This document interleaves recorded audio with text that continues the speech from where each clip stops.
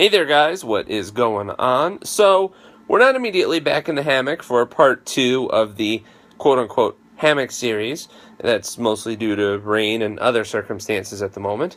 But I did want to make another quick video today while I just had my phone out. It's a very quick way to just put up videos, upload them onto YouTube without having to worry about hassles from connecting my video camera to the computer to uploading, which can just be hours and hours and hours. If I can do this, take 6 minutes to make a video, and then take another 20 minutes to upload it to the internet and then tag it and then be done with it, and it's up there, and it feels so much faster to be able to do it. So the reason I'm making this video, to skip those long-winded intros, is because I need to make another anecdote about Chris Stapleton.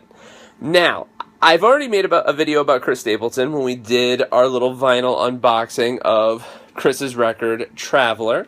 It was a little delayed in getting out into the world, but it finally did come out a little bit after the other releases. Got it through Amazon. It was a pretty cheap deal. Excellent record, and I had a lot of great words and a lot of positive things to say about Chris at the time.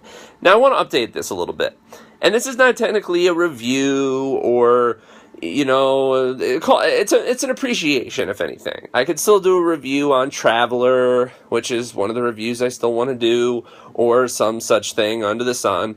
But this, more than anything, is just taking the quickness of being able to make a video with my exuberance at just watching some of Chris's work. It's been an off day from work. I've just been, sitting here this afternoon, listening to music, putting up some different things, trying to scheme out some new projects. And I just got caught up listening to some of Chris's great music. Of course, there's so much stuff off of the great Traveler album. We have like Whiskey and You, we have the title track, we have Fire Away, we have the unbelievable Sometimes I Cry, which I will recommend as one of my favorite, most face-melting songs out there, not only of the year, but of all time. There's More of You, which is a beautiful love song. There's Might As Well Get Stoned. There's The Devil Named Music. There's just track after track after track. And today, what got me going, and really the reason I needed to make this video, is because on his Facebook page today, which you can find by just putting in Chris Stapleton's name and going over there, and there's a bunch of great videos and stuff like that, is they posted this amazing video, I don't know if it's the other night or whatever it was, with him with this other band covering It's a Man's World, which is a James Brown song. Now, if you know James Brown and you know how the whole Motown soul feel works, the way that vocal just rips it, if you know Chris, you'll know right offhand, that's a match made in heaven. It's perfection personified. The gods of music didn't know it when they created all the factors, but when it boiled down to this point, suddenly everyone realized, well, how do you like that? That's exactly what needed to happen all along. And listening to this song has got me buzzing. That's why I needed to make this video. I could have tried to write it down. I could have tried to express it with all of these words and things that make me an interesting writer with possible talent, etc., etc. I could have done that for you. But it's not going to be the same as me here in front of the camera giving you my natural enthusiasm while it exists. I'm carrying it over right to video as soon as it happens, because this song is mind-blowing. His vocal is not just a country music vocal. He is not held back by some magically perceived country music parameter.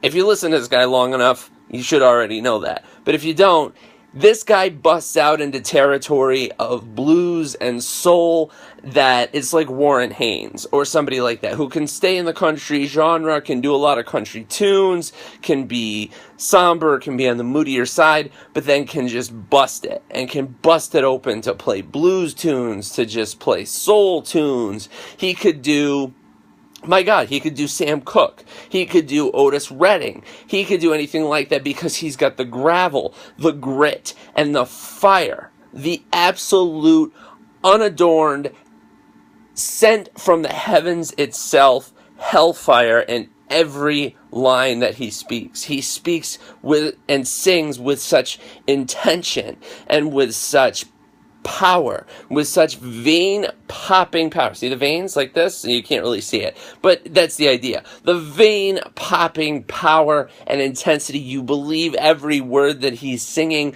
whether it's his own original material or a cover of some kind. You believe it because he makes you believe it. With, so many singers these days, they attack it in different ways. They can attack with this, slow, low down vocals that really make you feel the pain of the words they're singing, or the great pop princesses of the time, or the great pop divas of the time who could bring it up like Whitney or Mariah, when they're prime, when they could just bring it up and belt it. But there's just something even more in between that, with someone who has the fire and the passion, but doesn't simply just have fire because their sheer ability to go up and down a scale, to do like a Christina Aguilera thing. I mean, that's all well and good. That's great. They have the talent. That's a rare thing to have. That's such a great commodity and an ability like that. But there's a difference between having the ability and using that ability combined with, whether they be your own words or someone else's words, to make not only yourself, at least I would hope yourself, but everyone around you feel the blood pumping through your veins at the thought of singing these words about love, about loss, about redemption, about the whiskey in you, about just hellfire itself, about God, the devil, and everything in between. Someone who makes you believe everything that they're putting out there. And with Chris Stapleton, you start with Traveler. I mean, this record, he carries over that fire, that soul, that energy, that indescribable talent that's been hiding behind, writing songs for the likes of Tim McGraw and George Jones, and he's had a variety of #1 hits, and good for him, because, that probably has made him well off financially to allow him to make music like this. But all the same, he needs to be as much in the spotlight as any of these guys. Because I heard this analogy today, and I agree with it for so long. I've agreed with it for so long, is that the kind of country music, and it's true in so many cases, and it's a shame that artists who really practice it are under the radar, like Sturgill Simpson, like Jason Isbell, just the Lone Bellow, the list goes on. People who fly under the radar that truly espouse what country music is about.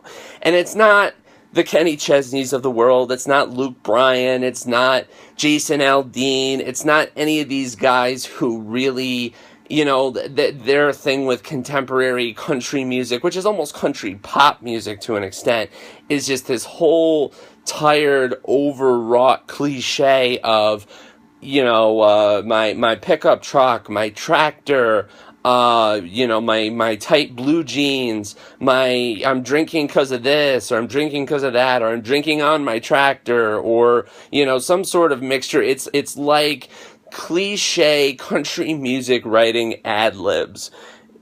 I swear to God, you put, oh, tractor here, oh, adjective there, oh, drunk, it's late, I'm drunk and I'm calling you, etc., etc., etc. It's the same tired verbiage. And the thing I heard today that really I agree with is that's not the true essence of country music. And country music gets slammed, and often rightly so, for putting this view in the spotlight of it just being the same thing over and over. Oh, being drunk, being, a hillbilly, or being a redneck, the Bible verses, etc., etc. To each their own, of course. But the true thing about country music, and the thing that always attracted it to me, whether it was listening to Ray Charles cover country music, whether it was listening to Johnny Cash, whether it was listening to Willie Nelson, whether it was listening to Waylon Jennings, whether it was listening to Merle Haggard, a guy who spent time in prison and then later made all of these amazing songs, was that they didn't try to espouse some sort of cliche or what we thought country music was supposed to be about. They made it country music simply through their experiences, simply through what they felt and learned, and just the basic human condition, a life around you, and what that meant, whether it was struggle or spending your last dollar, or being on top of the world and driving a Cadillac or some sort of thing, but it was like this experience that was like real life. And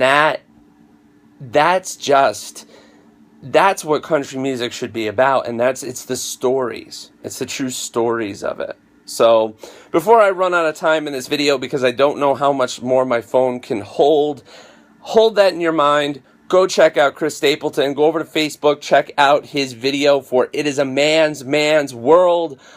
My God, blew my mind today. Chris Stapleton, for all of the awards, one of the best Nashville country music singer-songwriters, guy who will just kick your ass with his voice, his words, and his sheer intensity of talent and passion, and I can't get over it. So go check that out. Go check out Traveler if you've not already, what are you doing? Get out there right now. Take a listen to it. It's bluesy, it's soulful, it's country music, it's great songwriting. It's what country music should be about. The stories. And that is my final word on that. Thank you guys for watching. Until next time, here on the Vinyl Corner with much, much more. I will be back very soon.